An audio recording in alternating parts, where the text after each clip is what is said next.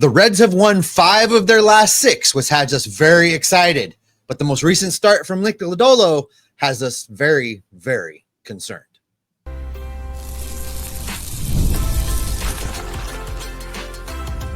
You are Locked On Reds, your daily Cincinnati Reds podcast, part of the Locked On Podcast Network, your team every day. Welcome into the Locked On Reds podcast. My name is Jeff Carr. His name is Steve Offenbaker, and we are lifelong Cincinnati Reds fans that have been podcasting about this team for a combined 14 seasons, and we're glad that you're alongside us here today. Locked On Reds is part of the Locked On Podcast Network. We are your team every single day. And on today's podcast, we're going to begin a look. We'll take a quick look at this Tiger series that's going to be starting on Friday with hopefully some good news on, one of the pitching matchups. We'll get into that a little bit later on in today's show. Elly De La Cruz is showing some really good signs that, things are about to go crazy for him at the plate. We'll tell you why here in just a few minutes, but we've got to begin today's show by looking at yet another concerning start. Is this becoming a trend for Nick Lodolo? That's all coming up on today's podcast that is brought to you by FanDuel. Right now, new customers can get $200 in bonus bets when your first $5 bet wins. All right, Steve, another rough day on the hill for Nick Lodolo. It's been an up and down season, but not to the point now, I think, that we've seen peak valley, peak valley, peak valley.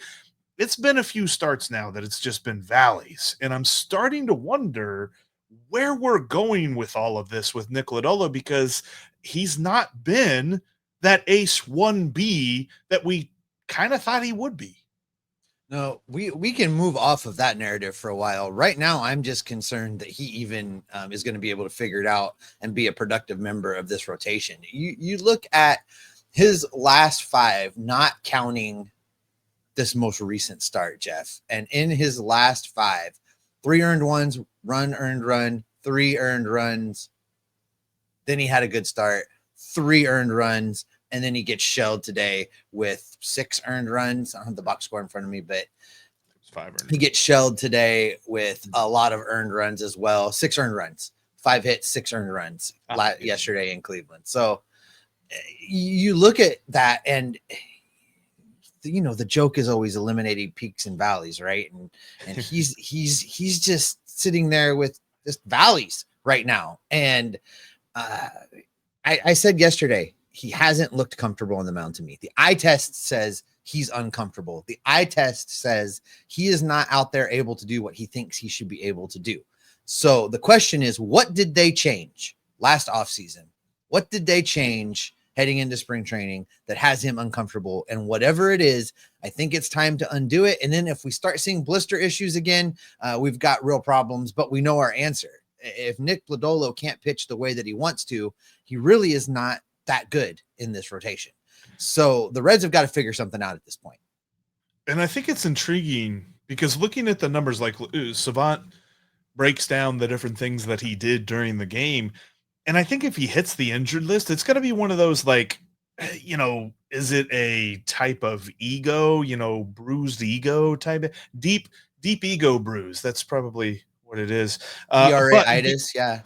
ERA-itis, because honestly, if you look at the underlying numbers, like on velocity and spin, his velocity was up. His sinker averaged just over 95 miles an hour. On the season, it's just under 94. It's like 93.7. So he was way up there as far as average velocity on his pitches. It makes me wonder if it's mental now. Like, is he just trying to throw through it? He's just like, you know what, reach back, raw talent, let's go. I got this. I'm going to throw through this, because we saw that with Hunter Green early on in his career. Is that something that he's got to fight through now? And I mean, he's got the right guy to do it. Derek Johnson should be the kind of guy that can work him through this, but like, he threw his curveball the most, and it was the worst pitch he threw all day. It just doesn't feel like he's locating like he used to. How many times did we used to see Nick Lodolo make opposing hitters look absolutely silly on those back foot breakers and on those breaking pitches? I haven't seen a whole lot of that this year. He's not fooling anybody right now, which continues to lead me back to the conversation about what are we doing differently? And what are we going to do to fix it? Derek Johnson clearly worked with him in the offseason and worked with him in the spring to try and get him in a position to pitch and be healthy. But something they tweaked is not working. And this is where Derek Johnson makes the big dollars to try and figure that out and fix it. Lodolo just doesn't look good. And I wish I had a website or a stat that I could point to that kind of quantified what it is I'm seeing when I watch him pitch. But there's not a stat that there's not an uncomfortability, uncomfortableness, the uncomfortable factor. We don't have a stat for that except to watch him on the mound and see that he's not fooling guys like he used to. He's not getting the results like he used to. He doesn't have the command and control like he used to. A lot of things are different, and I don't know where you begin to fix that. There are guys on this payroll of this team that get paid a whole lot of money to figure that part out. I can't figure that out. I don't know what to do different with Nick Lodolo, but I know they've got to do something.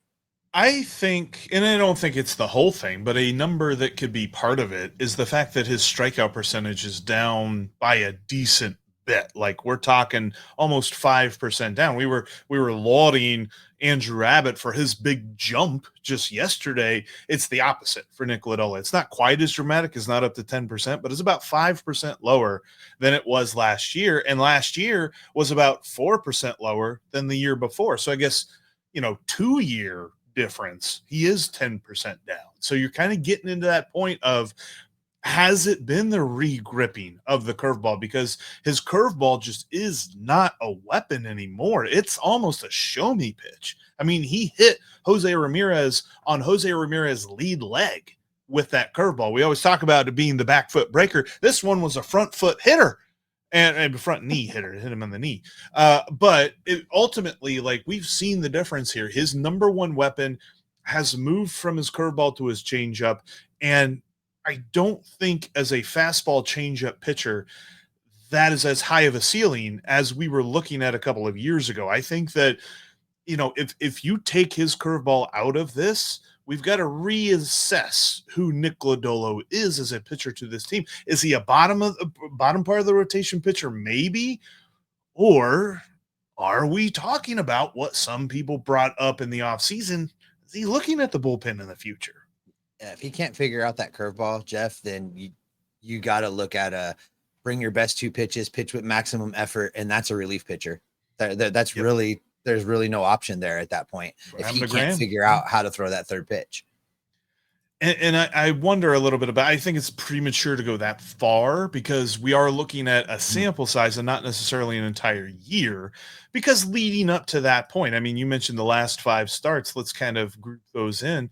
Before that point, Nick Lodolo had a 3.4 ERA, so about where he is right now, but he looked a lot better. It was not as much hard contact. He wasn't giving up the kind of, home run stuff that he has been here recently.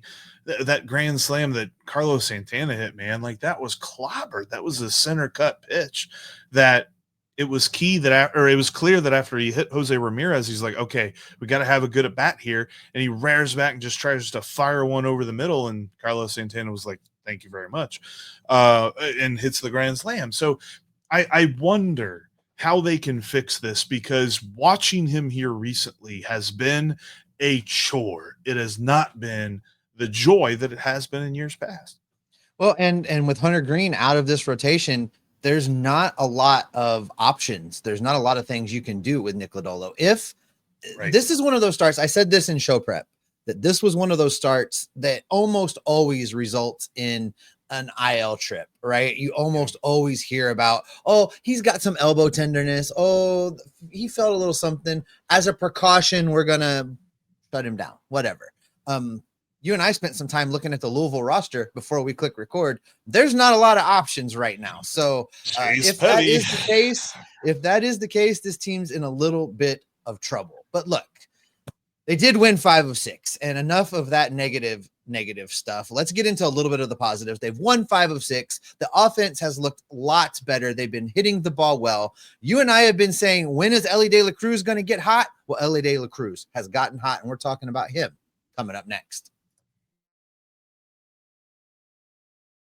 The NBA playoffs are in full swing, and every night delivers highlight-worthy performances, major momentum shifts, and can't-miss moments. Whether it's a game-winning shot or a breakout player, there's never been a better time to get in on the action. FanDuel makes it easy to stay in the game. Before tip-off and live, with player props, performance trends, and same-game parlays, fans have more ways than ever to play smart and win big. With the NBA right now, you can bet on blocks, you can bet on steals, you can bet on total points, you can bet on the money line. They have got you covered with anything you want to play to get involved in the action. And if you're not following basketball, well, you can always fall back to baseball because FanDuel's got you covered there. If you think that Elly De La Cruz is going to steal some bases, you can bet on that. If you think he's going to homer, you can bet on that. The options are limitless over at FanDuel. And right now, if you are new to FanDuel, it's the perfect time to sign up. You can head to FanDuel.com and place your first $5 bet. If it wins, you're going to get $200 back in bonus bets. Make every moment more with FanDuel,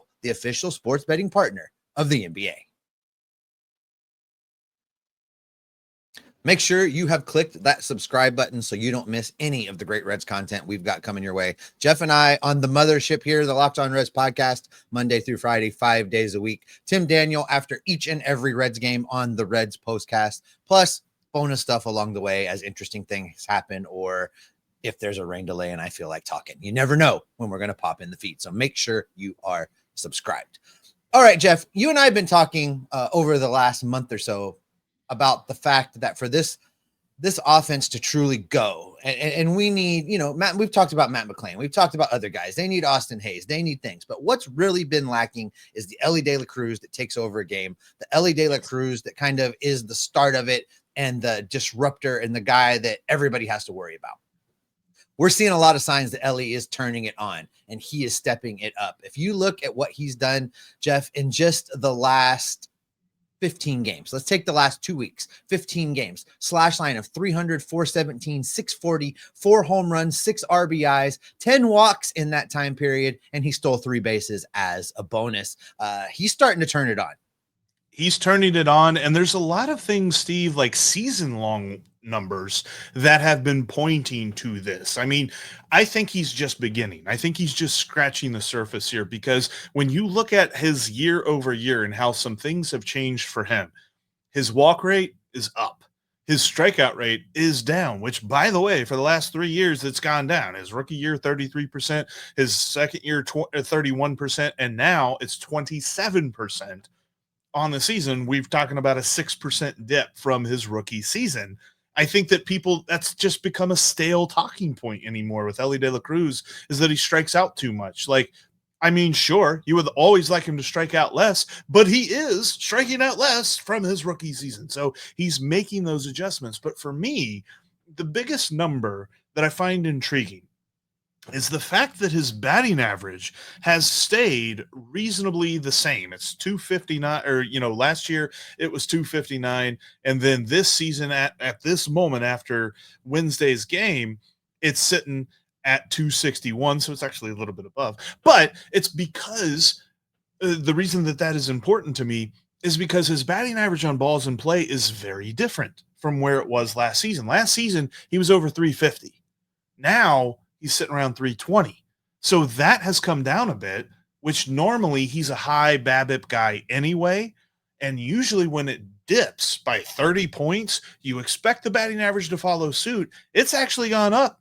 So we're talking about more efficient hits from Elly De La Cruz on top of the fact that his plate discipline has even gotten better. So the underlying numbers are saying what we're seeing right now, that's just the beginning, baby. We could be seeing Elly De La Cruz really take off like a rocket like we've been expecting to see. One of my favorite stats right now with Elly is that this is his age 23 season. He's 23 years old. He's going to get a lot better. He's still got a lot of getting better that's going to be coming our way. And, all of this to say, Jeff, that this is kind of the catalyst, the spark I think the lineup needs right now. Other guys will feed off of this. If they can get Austin Hayes back sometime during this Detroit series, and I know we're going to get into that in the next segment, they can get him back. If Elly's turning it on, if the outfielders are finally deciding that they can maybe contribute at the major league level, there's a lot of things falling into place that I think help this team at exactly the right time. again, we've been hammering this point home. They are doing what we ask them to do during this stretch of ridiculous schedule. They're above 500. They're in the thick of things, and they're able to head into that 7-game stretch. We're getting closer and closer to that 7-game stretch before the All-Star break, where they should take 5 or 6 of 7 and really be positioned well for the second half of this season. So as easy as it is, and I know it's easy because I see you guys do it in the comment section, as easy as it is to pick certain areas of this team that are really frustrating and focus in on them and just decide that it means the world is ending, as easy as that is to do, if you take a step back and look at the big picture view of this team right now, there's still a lot of things to be excited about and a lot of reasons to believe that this team is going to remain in the hunt for this wild card and could still stumble their way into division relevancy and compete with the Cubs, because the Cubs are going to have a fall off. They're not going to be able to maintain. The Cardinals have started to have a fall off. There's still an opportunity there as well. Just got swept by the Toronto Blue Jays. Did the Cardinals, by the way, Blue Jay over Cardinal in Bird power rankings too. But I think that Elly is one of the biggest reasons to be excited about this team. I mean, I always hear it from other hosts on the Locked On MLB channel. I always hear it from fans of other teams about how excited they are whenever they face the Reds and they get to watch Elly because of the different things that he does. And sure, consistency is still something that we're looking for on, different areas. He got picked off the other day because he was trying to time Zach Gallen's delivery, and Zach Gallen actually made a really nice move to get him. Mm-hmm. He's still going to get outsmarted by types of veteran guys like that. And we see it in the field where he's got these plays that you're like, man, it kind of feels like he should have made that. But then he's going to follow up that play. He's begun this thing, Steve, that we've been begging him to do where, okay, you're going to make a mistake. Can you follow up that mistake with something great? And he did that in this Cleveland game.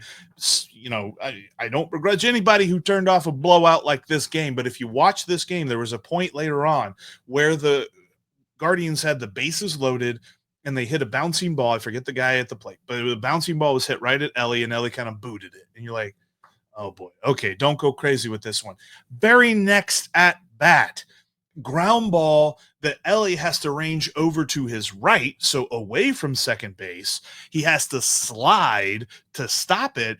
And while he is still sliding across the ground, turns around and flips it to Matt McLain and starts a double play. There's just this ability of him to go crazy and make these amazing looking plays that if he can cut out the mistakes, we're going to be talking about the Gold Glove. We're going to be talking about him getting the Silver Slugger. Who knows? We talk about him fighting for the MVP because everything is starting to trend up with him on the underlying numbers and on the eye test with certain things. Once that consistency comes along, 23 years old, Steve, I don't know about you.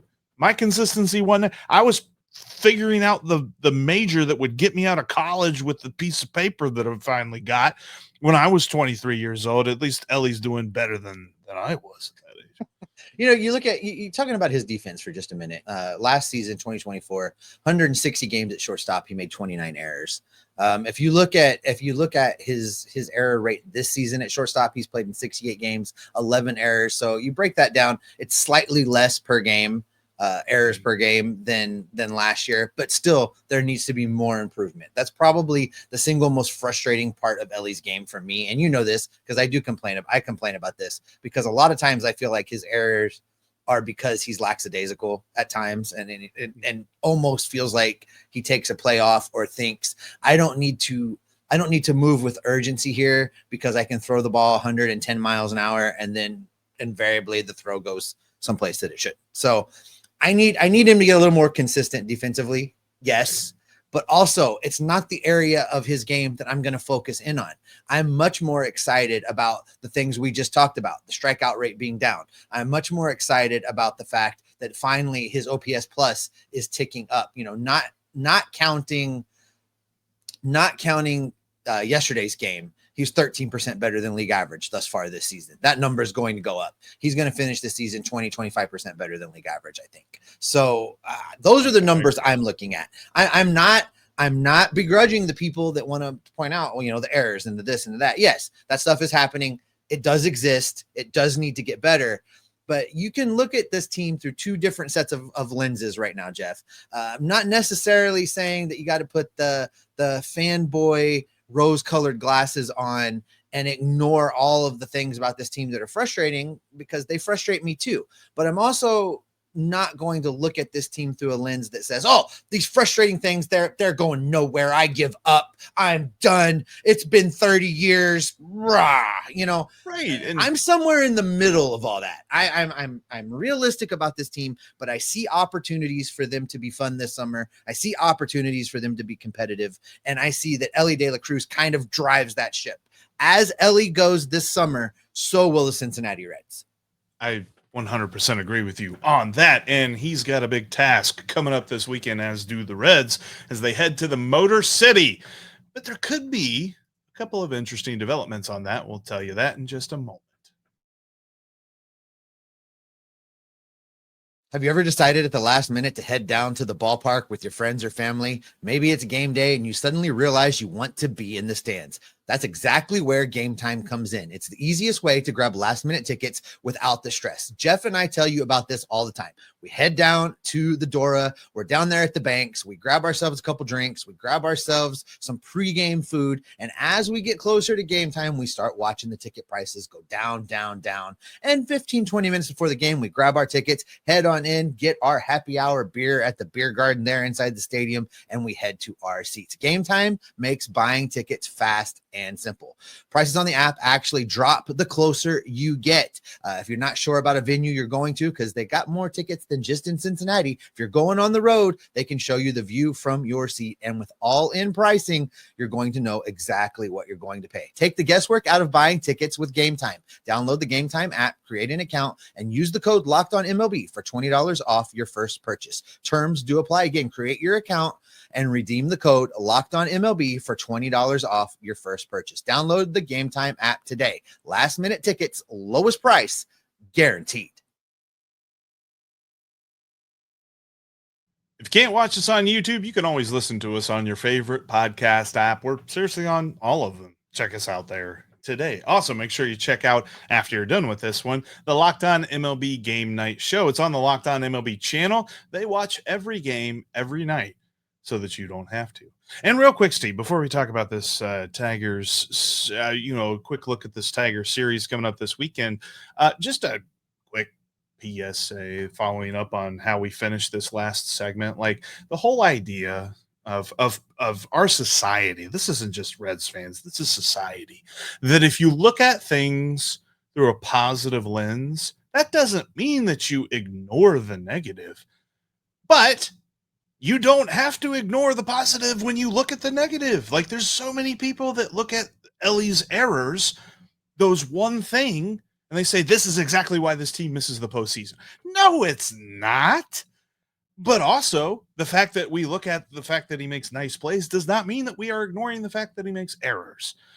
And I think that that is a microcosm in life, because you can look at the positives while acknowledging the negatives, and vice versa. You don't have to just focus on one or the other. Anyway, PSA over. Let's look at this Tiger series, because I'm hoping we see Austin Hayes back. We're looking for some updates on that. Most recent update is that, he was supposed to do some running drills. They weren't sure about it. The MRI is still negative that he has any sort of broken bone or anything like that, or the x-rays or anything like that. So they're still trying to figure out what's going on there. But the positive side of things, so long as the forecast remains the same for this Tigers Orioles game today, or for Thursday, Tarek Skubal will not be pitching in this series. So that's a pretty good thing. Yeah, looking at the projected pitching matchups right now, Nick Martinez is going to go for the Reds in game 1 of this series on Friday. And our old friend TBD is currently listed for the Tigers. So we'll check back in on that on tomorrow's show and see if they've updated that. Nick Martinez is coming off a pretty good start, though, Jeff. Against Arizona on the 7th, he threw 6 innings, allowed 6 hits, only gave up 1 run, walked 1 guy, struck out 6. So he's coming off of a pretty good start. If that's the guy he is going to be again on Friday, I'll take that. I think that's kind of his sweet spot, 6 to 7 innings.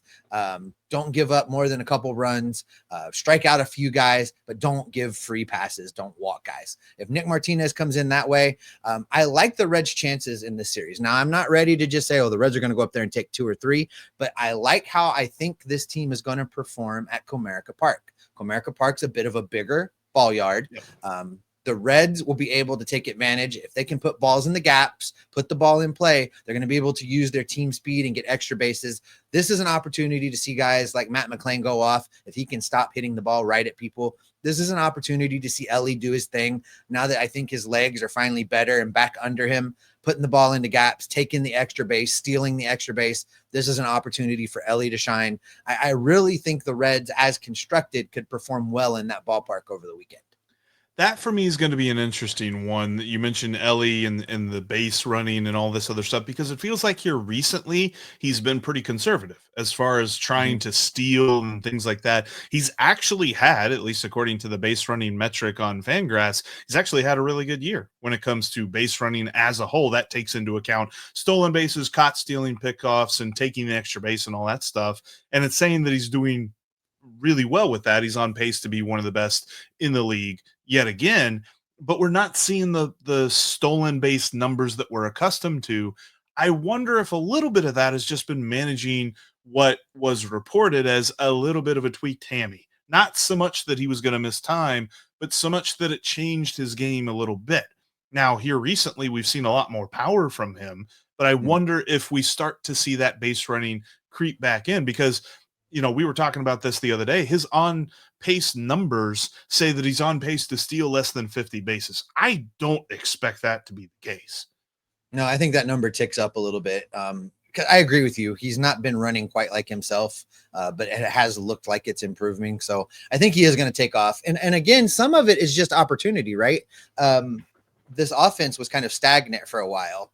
And now as they're breaking out, I think Elly's going to have more opportunities to run and disrupt and do things. So I do look for him to continue to build and take off, given what we were talking about in the last segment, which is just, he's getting on a base a whole lot more. So just more opportunities for him to do things.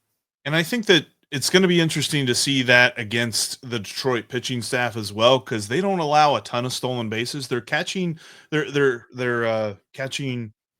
I always forget what we landed on as far as the catching group, catching room, catching tandem, catching whatever. Their group of catchers isn't the best when it comes to caught stealing, but they also haven't allowed a ton of stolen bases. That tells me that their pitching staff is really good at least paying attention to the running game. And I'm going to be interested to see how the Reds approach that. We know that Tito loves himself some bunting. We might be seeing a little bit of that, a little bit of get them on, get them over, get them in this series, but ultimately it's going to be tough, Steve. And I would say, before we really do a detailed breakdown like we will on tomorrow's show, we got a lot coming for you tomorrow, by the way. You're going to want to check that out. We've got a interesting conversation, because there's a certain Cincinnati sports writer that thinks that the Reds should trade Hunter Green. But I have an idea as to how it might work. I don't love it. I'm saying that with like a bad taste in my mouth, trust me. But I have a few thoughts on that, and we're going to have a more detailed breakdown of this series. But before we really do a detailed breakdown of the series, I still think they go 1-2 over the weekend. I think that I'm tempering my expectations just a little bit here. If they can go into the first game of this series on Friday night and grab a win, if they can grab a win, anything is possible at that point. But I don't expect them to lose the first game of that series and win the next 2. You're right. So if they're going to have a chance at taking the series, they got to win Friday night, as far as I'm concerned. I'm still in the mindset of, I think the game that Wade Miley pitches will be a little bit of a toss-up, because I'm still, like, I would love to say that I expect him to do what he did on Monday, but I would be foolish to say that. So I'm going to temper my expectations for that game. So I'm kind of chalking that one up as a loss. And then there's something about Sunday day games, man. This team just hates a Sunday day game. So we'll see if they can build on the momentum from winning this past Sunday. But ultimately, yeah, it's going to be interesting when we break this down, because the Tigers are a really good team. They are good all around, and it's going to be a heck of a litmus test for this Reds team. But I know this: We're going to be all over it. Tim's going to be all over it with the Reds Postcast. You're going to want to make sure to check out every Reds Postcast at the end of every Reds game. And then we got you covered the next day, breaking it all down, looking at the trends and looking at how it affects the big picture for your Cincinnati Reds. That's why you're going to want to make sure you subscribe. That way you can make us part of your everyday routine. Shout out to those who do, those who are everydayers already of the Locked On Reds podcast. We will definitely see you tomorrow. As I mentioned, big show coming up tomorrow. And make sure you don't miss that. Why, Steve? Because we're going to gather up the news, the rumors, the reports, and the information and bring it right back here to keep you locked on Reds every single day. Hashtag Jeff loves Gordon. Hashtag Jeff hates Hunter. Where are we going to go with that? What's going to be hashtag Pacers in 5. Hashtag Pacers in 5. Jeff's a closet Cubs fan. Hashtag Pacers in 5.